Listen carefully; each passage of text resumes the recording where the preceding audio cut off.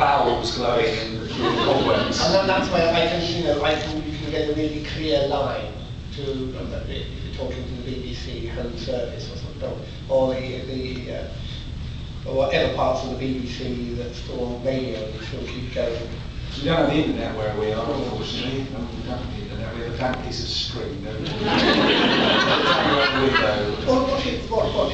What bandwidth do you have around here?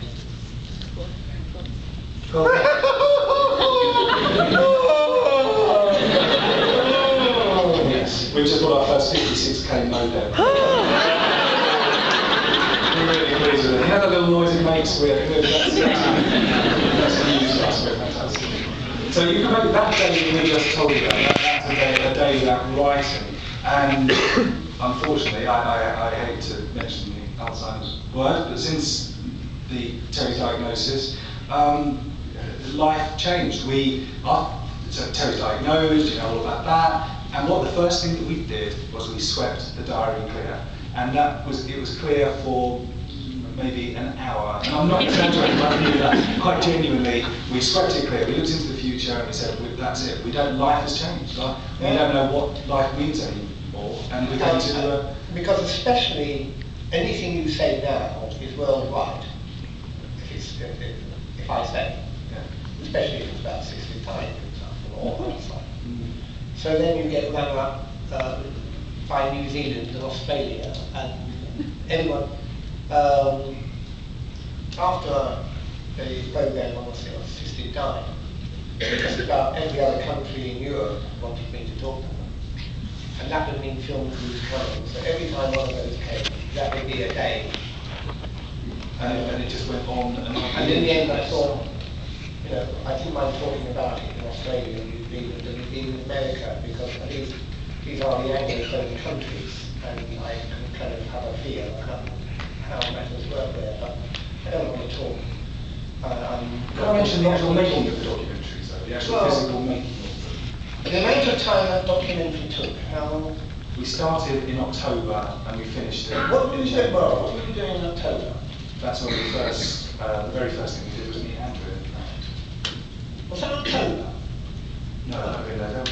Yeah, it was when we had the real bloody.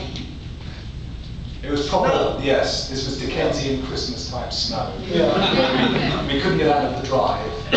Terry's house, basically the drive goes down into a horseshoe at the bottom, and we were stuck basically until the snow melted. And during all of this, we were trying to do the documentary, which involves a guy called Charlie Russell, who, even though to his face you say he's bloody awful, and horrible, we don't like him. He's a very good cameraman. He's fantastic, yeah. I don't know if any of you have. Any of you seen either of the documentaries that we've done?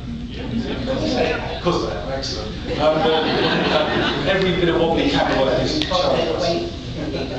Now, from what we hear, actually, we thought that you would have all been immune to the latest one, and then we hear, oh no, we downloaded it 15 minutes after the BBC. 15 minutes for a programme that long? That'll take us about a year of downloading. In a way, it's kind of feeling of being a long-tailed cat in a room full of rocking chairs. Everything you do is cause you to have to do something else. In a strange way, I hate to use the word fun, but because the research that the BBC put into these things are, second to none. I mean, they are absolutely fantastic. So the journey that then that Terry and myself will then put on, it is fascinating, and we meet some very interesting people. But again, another day with no writing. Yes. I think I said before that the saving thing for me was Dragon Dictate, because I started using it properly. I think by version 10, and I just, after a while, I wrote to the internet, as it were, like tossing a bottle into the sea. And so I think this is pretty good, but it leaves something to be desired. And a bunch of guys, what's the acronym? GHG software. GHG software contacted me and said, yes, we know. We used to be agents. I think they still are.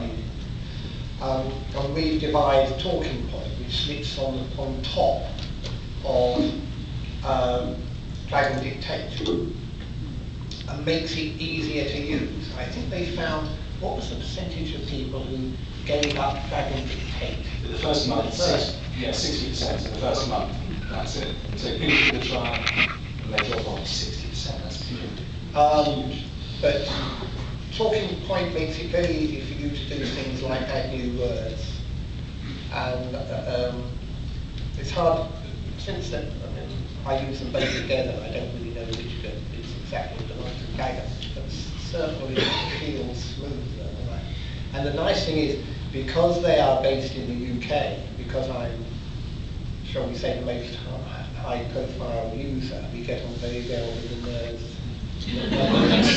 They are the geekiest, nerdiest geeks. When they first met us, they come home. They are really very good. So when Terry does get an opportunity to sit down, and I'm fighting with swans outside or whatever, they want to set up hope outside now. Actually, for example, in the last week before this, I was going great guns on the long earth. I mean, truth to tell, an awful lot of the writing in the day has to be done in the evening. When it's summer evenings and you live in the country, that's a bit of a miss.